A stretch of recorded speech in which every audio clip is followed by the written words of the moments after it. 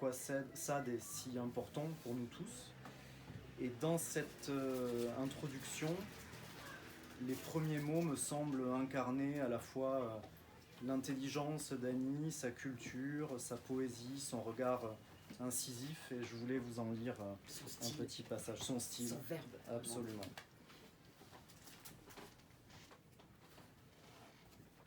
En acceptant le troublant honneur d'ouvrir cette édition des œuvres complètes du marquis de Sade, je ne savais pas de quelle façon approximative j'allais être amené à vivre le temps que durerait l'approche quotidienne de cette masse de ténèbres.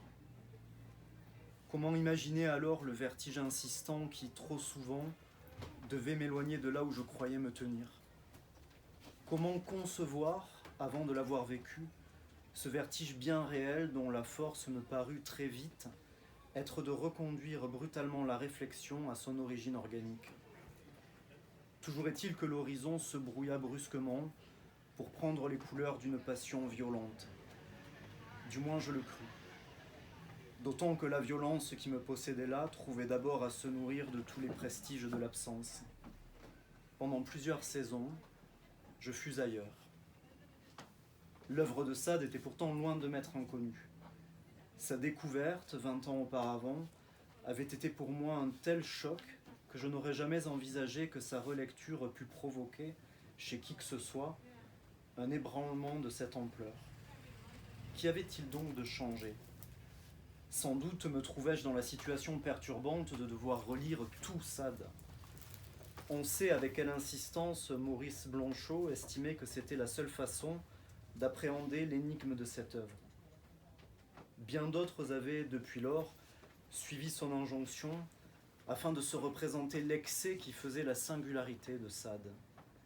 Mais là encore, j'avais l'impression de ne pouvoir me soustraire à une sorte de dévoiement physique. Comme si, longtemps après avoir cru franchi les différentes étapes qui me permettaient d'accéder à cette pensée, je me trouvais soudain privé de la maîtrise toute relative qu'assure habituellement la fréquentation d'un auteur. J'en vins à préférer les émotions, les sensations aux idées, persuadé que cela me mènerait quelque part. Du parcours de Sade, je me mis alors à rechercher les signes, les traces, les décors, sans me soucier vraiment qu'ils fussent décevants ou illusoires. Et contrairement à ce qu'on aurait pu supposer, la monumentale biographie de Gilbert Lely, loin d'apaiser cette bizarre impatience, l'aviva au-delà du supportable. Ainsi, il y eut ces orages de Paris renfermant leurs coquilles de lumière glauque sur la place des Victoires. Il y eut l'air vif de la rue Saint-Roch, découpant un printemps net de sentiments.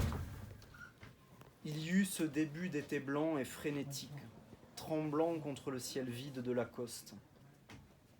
Il y eut des fins de jour, s'affaissant en nuances de chair meurtrie et de taffetas éclaboussés. Il y eut tout cela, où je crus entrevoir un commencement de réponse aux questions que soulevait le fait même de se proposer d'écrire encore sur Sade. N'avait-on pas tout dit ? N'avait-on pas déjà bien dit ? N'avait-on pas déjà trop dit ? Assurément. Et cela au point que l'air du temps aussi en était chargé. N'avait-il pas suffi d'une 40aine d'années pour qu'un auteur absolument maudit devienne un classique ? Plus encore, le classique que s'était choisi notre impudente modernité. Celle-ci, ayant trouvé en Sade l'objet de résistance idéale pour mettre à l'épreuve un appareil critique de portée encore inégalée, n'avait pas hésité en effet à engager simultanément tous ses moyens d'investigation sur un cas aussi exceptionnel. Car c'était faire d'une pierre deux coups. Par la mise en place d'un réseau de plus en plus dense d'interminables analyses psychologiques, littéraires, médicales, psychanalytiques, linguistiques, on rendait Sade fréquentable en le neutralisant.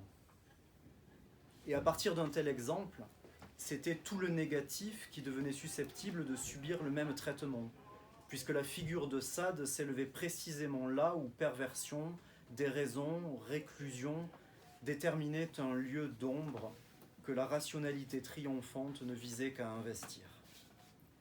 Aussi, le sentiment de ce qu'il entrait de suffisance, de mauvaise foi et en fin de compte de bêtise dans cette volonté de normalisation progressive, progressiste, ajoutait du malaise à mon trouble persistant. L'époque pouvait s'enorgueillir du tour de force de nous avoir rendu familière l'étrangeté de Sade. On en était presque venu à se bousculer sur ces terres. Tout cela aurait pu devenir très odieux, à ceci près que Sade n'y était plus et que je le savais. En cela aussi, quelque chose avait changé, du moins en ce qui me concernait. À 20 ans, profondément décontenancé devant une pensée aussi violente que celle de Sade, j'avais en quelque sorte consenti, croyant plus facilement pénétrer ces paysages dangereux, à emprunter les chemins que d'autres, à mes yeux tellement plus armés que je ne l'étais alors, avaient déjà ouverts. Les années s'étaient écoulées, les guides avaient-ils vieilli? M'étais-je découvert le goût définitif des explorations solitaires? Je ne sais.